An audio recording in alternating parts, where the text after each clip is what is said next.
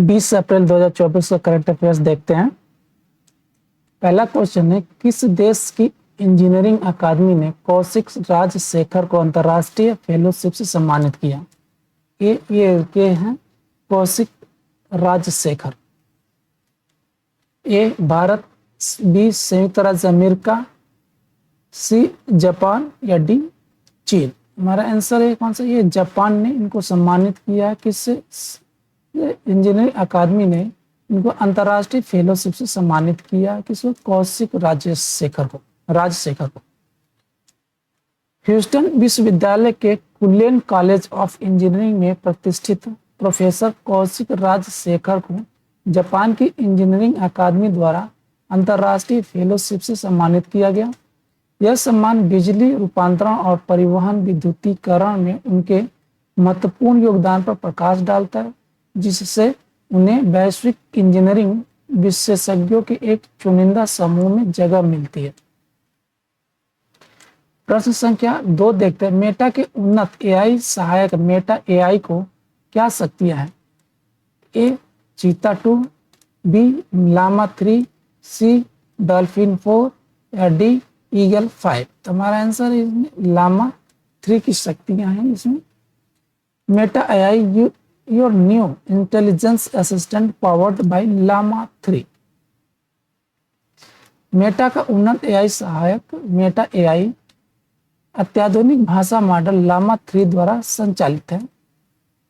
Meta के CEO mark Zuckerberg द्वारा घोषित इस प्रौद्योगिकी वृद्धि का उद्देश्य मेटा के लोकप्रिय ऐप्स में उपयोगकर्ता के अनुभवों को बेहतर बनाना और इसमें वास्तविक समय की सूचना वितरण के लिए गूगल और बिंग जैसे प्रमुख तकनीकी भागीदारों के साथ वैश्विक विस्तार और एकीकरण शामिल है। प्रश्न संख्या 3 देखते हैं। किस कंपनी ने मानेसर हरियाणा में CKD इंजन असेंबली लाइन खोली है? A Honda motorcycle scooter India, B Yamaha motors, C Suzuki motor corporation या डी हीरो मोटो कॉर्प्स। हमारा आंसर है ये है होंडा मोटरसाइकिल स्कूटर इंडिया ने मानेसर में हरियाणा में CKD इंजन असेंबली लाइन खोली है।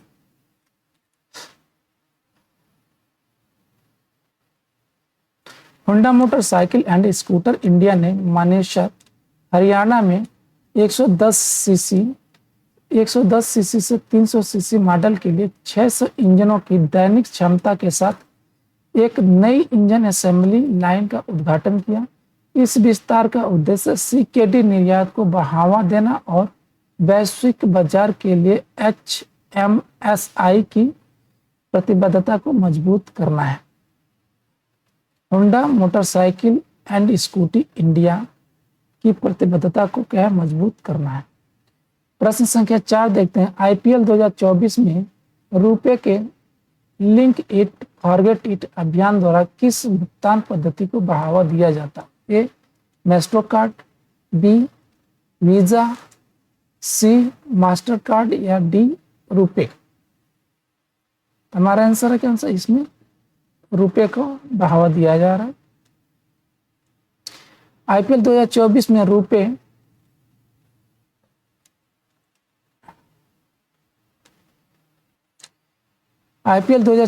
रुपए का लिंक इट फॉरगेट इट अभियान UPI के साथ एकीकृत रुपए क्रेडिट कार्ड को बढ़ावा देता है, जिससे उपभोक्ताओं को सुविधाजनक डिजिटल लेन देन पर स्विच करने और भौतिक वॉलेट की आवश्यकता को समाप्त करने के लिए प्रोत्साहित किया जाता है।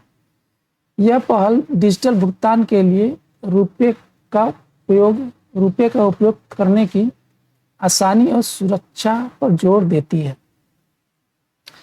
प्रश्न संख्या 5 देखते हैं। किस फिनटेक स्टार्टअप ने भुगतान एग्रीगेटर लाइसेंस के लिए सैद्धांतिक अनुमोदन प्राप्त किया है?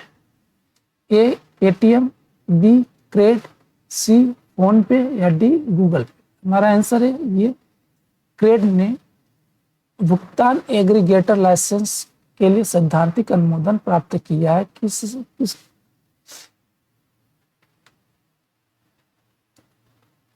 बेंगलुरु स्थित फिनटेक स्टार्टअप यानी क्रेड ने भुगतान एग्रीगेटर लाइसेंस के लिए सैद्धांतिक मंजूरी हासिल कर ली है, जिससे वह सीधे व्यापारी भुगतान सुविधा प्रदान कर सकता है। यह विकास इनाम आधारित क्रेडिट कार्ड भुगतान से परे क्रेड की सेवाओं का विस्तार करता है, डिजिटल भुगतान परिदृश्य में अपनी भूमिका को बढ़ाता है। प्रश्न संख्या 6 देखते हैं। राष्ट्रीय सुरक्षा गार्ड यानी कि एनएसजी के महानिदेशक के रूप में किसे नियुक्त किया गया? ए नलिन प्रभात को, बी सपना तिवारी को, डी आनंद सिंह को या सी आनंद सिंह को या डी राजेश कुमार को। हमारा आंसर है ए नलिन प्रभात को एनएसजी का महानिदेशक यानी कि डीजी नियुक्त किया गया है। आंध्र प्रदेश कैडर के 1992 बैच के भारतीय पुलिस सेवा अधिकारी नलिन प्रभात को राष्ट्रीय सुरक्षा गार्ड यानी कि एनएसजी का महानिदेशक नियुक्त किया गया है। उनकी नियुक्ति 31 अगस्त 2028 को उनकी सेवानिवृत्ति तक प्रभावी है। एनएसजी एक विशेष बल है जिसे आतंकवादी गतिविधियों, अपहरण और उच्च जोखिम वाली परिस्थितियों का मुकाबला करने का काम सौंपा गया है। प्रश्न संख्या 7 देखते हैं। इंटेल में भारत क्षेत्र के उपाध्यक्ष और प्रबंध निदेशक के रूप में किसे नियुक्त किया गया? ए हंस चुआंग को, बी क्रिस्टोफ स्केल को, सी सचिन कट्टी को या डी संतोष विश्वनाथन को। ये इंटेल है और ये हैं संतोष विश्वनाथन, जिनको इंटेल में भारतीय क्षेत्र के उपाध्यक्ष और एमडी के रूप में नियुक्त किया गया है।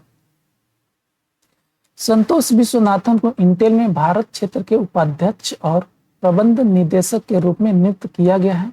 इस रणनीतिक कदम का उद्देश्य भारत के तेजी से बढ़ते बाजार में मूल्य और ग्राहक केंद्रितता को चलाने के लिए अपने अनुभव का लाभ उठाना है, जो इस क्षेत्र के लिए इंटेल की प्रतिबद्धता को दर्शाता है।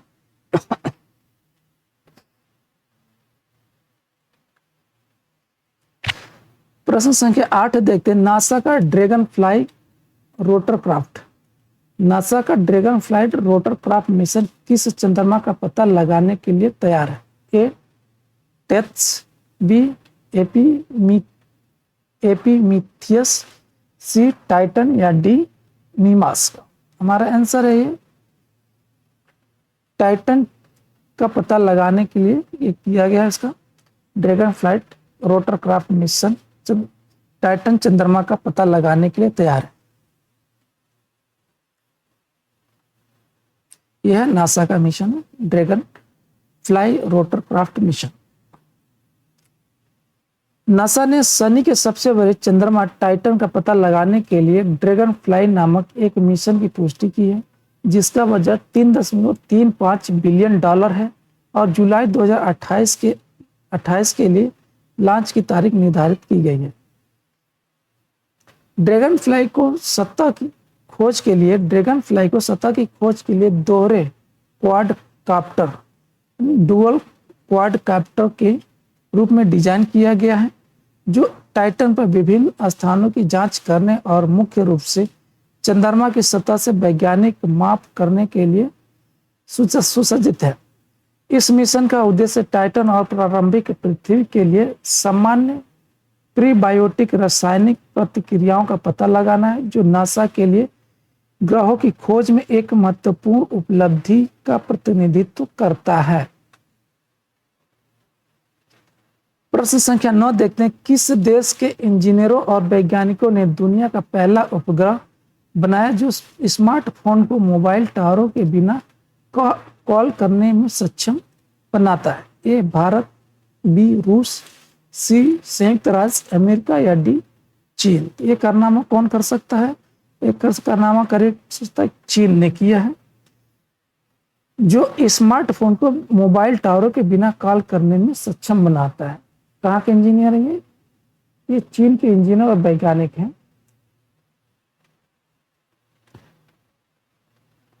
चीनी इंजीनियरों और वैज्ञानिकों ने दुनिया का पहला उपग्रह विकसित किया जो स्मार्टफोन को मोबाइल टावरों के बिना कॉल करने की अनुमति देता है।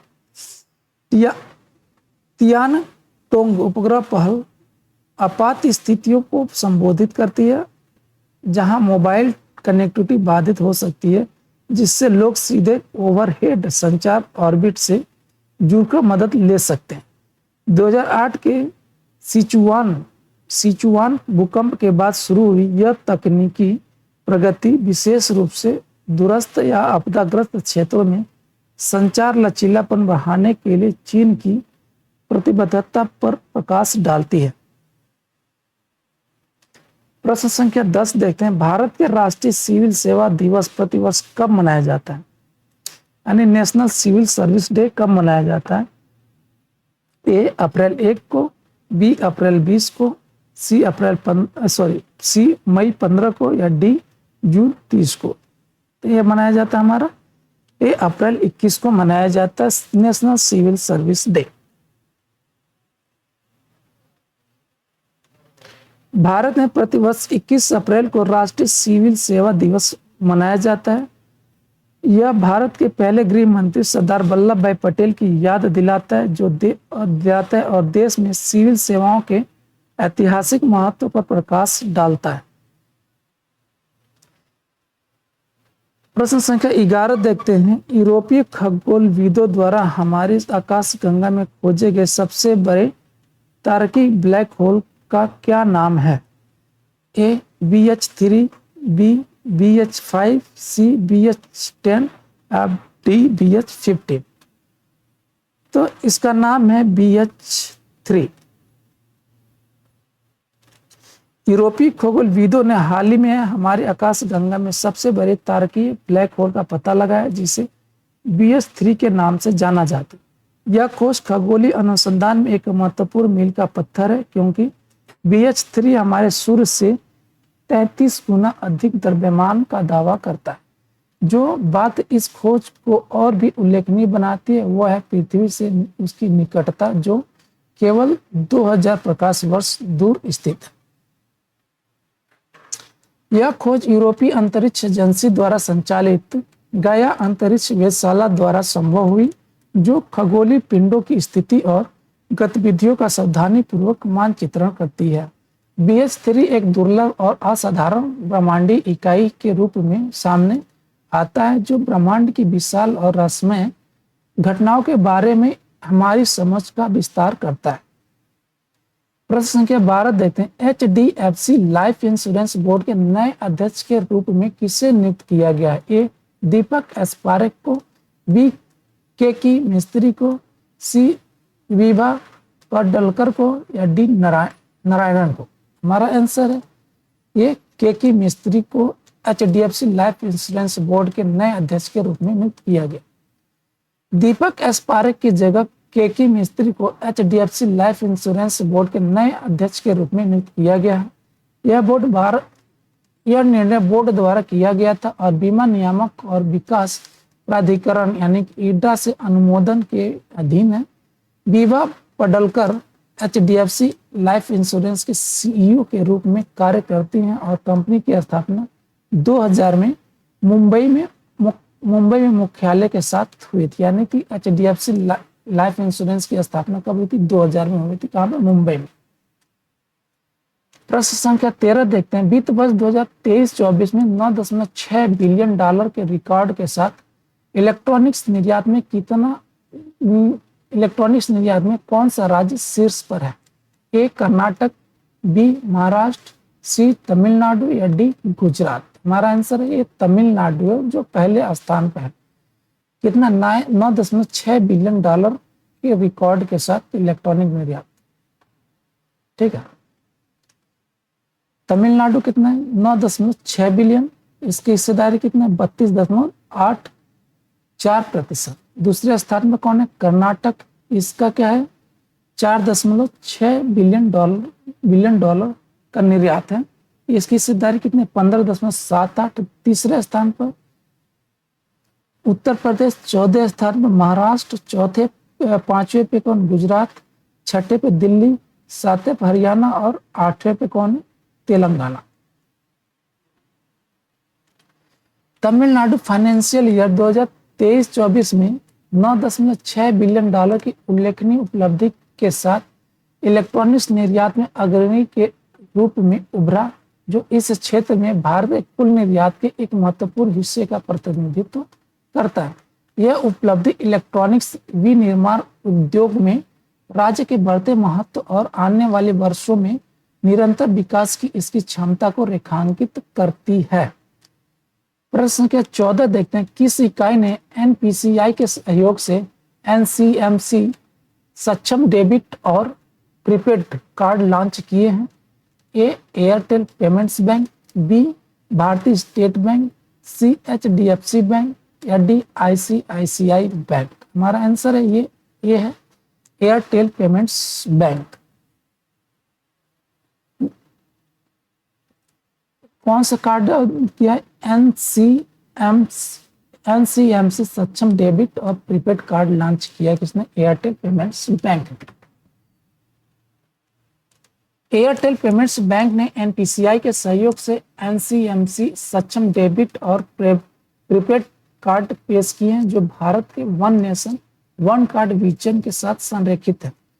ये कार्ड ग्राहकों की विभिन्न लेन देन आवश्यकताओं को पूरा करने के लिए बहुमुखी भुगतान विकल्प और उन्नत सुरक्षा सुविधाएं प्रदान करते हैं। प्रश्न संख्या 15 देखते हैं, आरबीआई द्वारा धनलक्ष्मी बैंक के नए प्रबंध निदेशक और सीईओ के रूप में किसे मंजूरी दी गई है? ए जेके सीवन को, बी मीरा गुप्ता को, सी अजीत कुमार केके को या डी नितेश शर्मा को। ये कौन है? इनको देख लो, ये है अजीत कुमार केके। ये है अजीत कुमार केके, जिनको आरबीआई द्वारा धनलक्ष्मी बैंक के नए प्रबंध निदेशक एमडी और सीईओ के रूप में मंजूरी दी गई है। अजीत कुमार केके को भारतीय रिजर्व बैंक ने धनलक्ष्मी बैंक के नए प्रबंध निदेशक यानी कि एमडी और सीईओ के रूप में मंजूरी दे दी है। यह मंजूरी बैंक की अपनी पूंजी स्थिति को मजबूत करने के लिए 300 करोड़ रुपए के राइट्स इशू की तैयारी के दौरान मिली है। अजीत कुमार केके की नियुक्ति बैंक के वरिष्ठ प्रबंधन परिवर्तन और आंतरिक संघर्षों के दौर के बाद हुई है।